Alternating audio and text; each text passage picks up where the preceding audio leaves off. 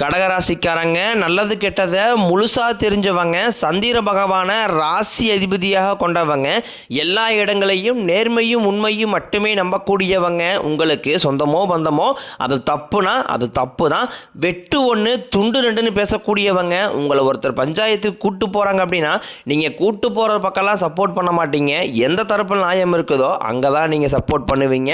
உண்மை நியாயத்திற்கு மட்டுமே என்றைக்குமே கை கொடுப்பீங்க. உண்மைக்கு புறம்பாக எந்த ஒரு விஷயத்தையுமே செய்ய மாட்டீங்க. இதனால தான் உங்களுக்கு நிறைய கஷ்டங்களும் துன்பங்களும் அதிகமாகவே ஏற்பட்டுக்கிட்டு இருக்கு. தங்களுடைய கஷ்டத்தையும் கண்ணீரையும் கடுகளவு கூட மற்றவங்களுக்கு தெரியாமல் பார்த்துக்குவாங்க.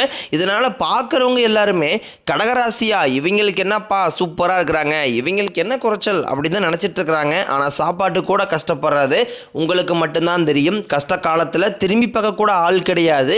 ஏதோ தட்டு மாதிரி எந்திரிச்சு நிற்கிறப்போ உங்களை குறை சொல்றதுக்குன்னே நிறைய பேர் தேடி வருவாங்க. உங்கள் சொந்தக்காரங்க நண்பர்களுக்கு ஒரு தேவை இருக்குதுன்னா மட்டும்தான் உங்ககிட்ட வருவாங்க. அந்த தேவை முடிஞ்ச உடனே உங்களை தூக்கி போட்டுருவாங்க. மறுபடியும் அவங்க வந்து உங்ககிட்ட உதவின்னு கேட்பாங்க. அவங்க உங்களுக்கு முன்னாடி பண்ண துரோகத்தை எல்லாமே மறந்துட்டு மீண்டும் அவங்களுக்காக உதவி செஞ்சு ஏமாறக்கூடியவங்க தான் நீங்கள். வாழ்க்கையில் எப்படியாவது முன்னேறிடணும் அப்படிங்கிறக்காக தினம் தினம் கஷ்டப்பட்டு உழைக்கிறவங்க தான் கடகராசிக்காரங்க. கடந்த காலகட்டங்களில் தங்களுடைய வாழ்க்கையில் நீங்கள் நல்லது நடக்க போகுதுன்னு நினச்சிட்டு இருந்திருப்பீங்க. ஆனால் உங்களுக்கு அந்த டைமில் ஒரு மிகப்பெரிய ஏமாற்றம் தான். இந்த அஷ்டமத்து சனி மூலமாக நிறைய கஷ்டங்களும் துன்பங்களும் இழப்புகளை மட்டுமே நீங்கள் அதிகப்படியாகவே சந்திச்சிருப்பீங்க. சொந்த பந்தத்தை இழந்தீங்க, சொத்துக்களை இழந்தீங்க, தங்களுக்கு நெருக்கமாக இருக்கக்கூடிய உறவுகளையுமே இழந்தீங்க. கடைசியாக நான் மட்டும்தான் எல்லாத்தையுமே இழந்துட்டு நிற்கிறதா இருக்குது, எனக்கு உயிர் வாழவே பிடிக்கலைன்னு சொல்லிக்கிட்டு இருக்கீங்க. இதுக்கு மேலே என்னால் வாழவே முடியலை சாமி, தயவு செஞ்சு என்னை வந்து உன் கூடையே கூட்டிகிட்டு போயிரு. நான் இவ்வளோ கஷ்டப்பட்டதுக்கப்புறம் எனக்கு வாழ்க்கையில் வாழணுங்கிற எண்ணம் சுத்தமாகவே போயிருச்சு. உங்கள் மனசில் கவலையும் துன்பம் தான் அதிகமாகவே இருக்குது. நீங்கள் செய்யக்கூடிய ஒவ்வொரு விஷயத்தையுமே தடுப்பதற்கும் உங்களை அவமானப்படுத்துவதற்கும் இங்கே நிறைய நபர்கள் முயற்சி பண்ணிக்கிட்டு இருக்காங்க. இது எல்லாமே தெரிஞ்சுமே கூட நீங்கள் என்னமோ பண்ணுங்க, எனக்கு என்ன வந்துச்சு அப்படின்னு தன் வேலையில் மட்டும் என்றைக்குமே குறிக்கோளாக இருக்கிறவங்க தான் நீங்கள். ஏன் எனக்கு மட்டும் ஏன் இவ்வளோ கஷ்டம் வருது, என்னுடைய வாழ்க்கையில் நான் யாருக்குமே கெடுதலையோ கஷ்டத்தையோ துன்பத்தையோ கொடுத்ததில்லை, எனக்கு மட்டும் இந்த மாதிரி எல்லாமே நடக்குது அப்படின்னு தான் பெரும்பாலான நபர்கள் சொல்லிக்கிட்டு இருக்கீங்க. உங்களுக்கு பிரச்சனைங்கிறது வரும், அது கொஞ்ச நாள் இருக்கும், அதுக்கப்புறம் இந்த பிரச்சனை போயிடும். இந்த மாதிரி பிரச்சனை வரும் போகும் அப்படிங்கிற நிலைமையில தான் நிறைய நபர்கள் வாழ்ந்துக்கிட்டு இருக்கீங்க. நீங்கள் என்னதான் பிரச்சனையை தவிர்த்தாலும் ஏதாவது ஒரு சூழ்நிலையில் உங்களை நோக்கி பிரச்சனையும் கஷ்டமும் வந்துக்கிட்டு தான் இருக்குது. ஆனால் இனி வரக்கூடிய நாட்களில் உங்களுக்கு இன்பத்தையும் மகிழ்ச்சியும் மட்டுமே தரக்கூடிய ஒரு காலகட்டமாகவே அமைஞ்சிருக்குது. இதனால் வரைக்கும் நடந்த கெட்ட விஷயத்தை எல்லாமே விட்டுருங்க. இனி வரக்கூடிய நாட்களில் உங்களுக்கு எப்படிப்பட்ட நன்மைகள் நடக்க போகுது அப்படிங்கிறதா இந்த பதிவில் நாம் தெளிவாக பார்க்க போகிறோம். கடந்த 2024-25 காலகட்டங்களில் மிக மோசமான ஒரு நரக வாழ்க்கையில் வாழ்ந்தவங்க தான் நீங்கள். இந்த 2026 ஒரு மாற்றம் வரப்போகுதுன்னு நினச்சி வந்த உங்களுக்கு முதல் 4 மாதம் ஜனவரி, பிப்ரவரி, மார்ச், ஏப்ரல் இந்த 4மே உங்களுக்கு ஒரு மிகப்பெரிய ஏமாற்றத்தை கொடுத்துருக்கும். இனி வரக்கூடிய இந்த மே மாதத்திற்கு பிறகு உங்களுக்கு நல்ல ஒரு தொடக்கம் அப்படிங்கிறது ஆரம்பிக்க போகுது. இந்த மே முதல் வாரத்திலிருந்து பார்த்தீங்கன்னா உங்களுக்கு சனி பகவான் வந்து வக்ர நிவர்த்தி அடைகிறாரு. எங்கே வக்ர நிவர்த்தி அடைகிறாருன்னு பார்த்தீங்கன்னா தற்பொழுது சனி பெயர்ச்சி மூலமாக கும்பராசி விட்டு மீனராசிக்கு போன சனி பகவான் தற்பொழுது அங்கே மீனராசியில் குருவுடைய ராசியில் வக்ர நிவர்த்தி அடைகிறதுனால இத்தனை நாட்களாக நெகட்டிவாக செயல்பட்டு கொண்டிருந்த சனி பகவான் தற்பொழுது உங்களுக்கு ப்ளஸ்ஸாக மாறி செயல்பட ஆரம்பிக்கிறாரு. இதன் மூலமாக கடந்த காலகட்டங்களில் சனி பகவான் மூலமாக உங்கள் வாழ்க்கையில் நீங்கள் எதையெல்லாமே இழந்துட்டு கஷ்டப்பட்டு இருக்கிறீங்களோ அது அனைத்தையும் திரும்ப பெறக்கூடிய ஒரு காலகட்டமாகவே உங்களுக்கு பார்க்கப்படுது.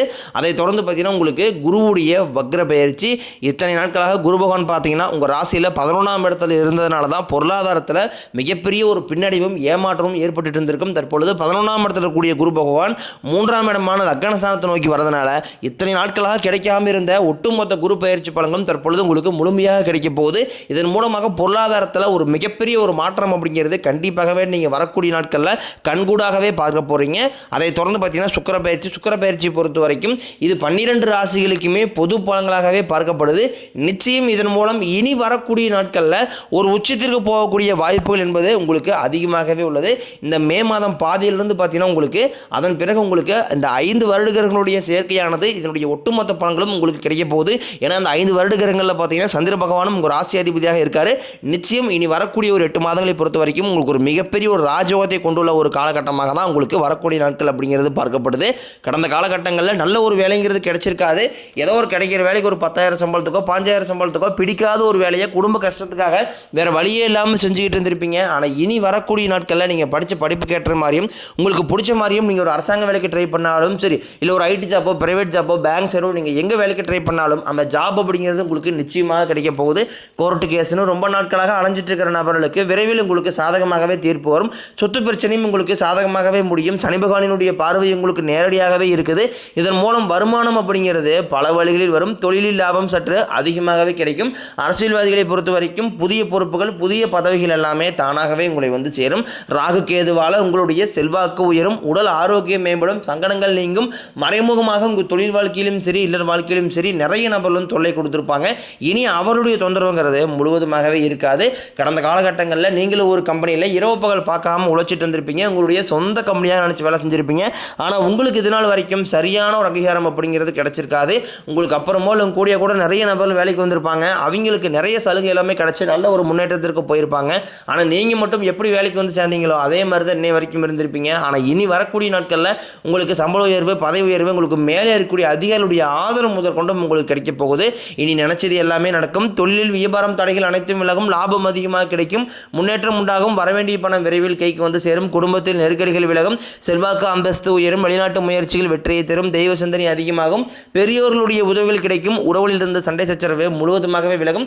புதிய நண்பர்கள் உங்களுக்கு உதவி செய்வாங்க. தொழிலில் ஏற்பட்ட நெருக்கடிகள் நீங்கும். முடிய கிடந்த நிறுவனங்கள் மீண்டும் இயங்கும்.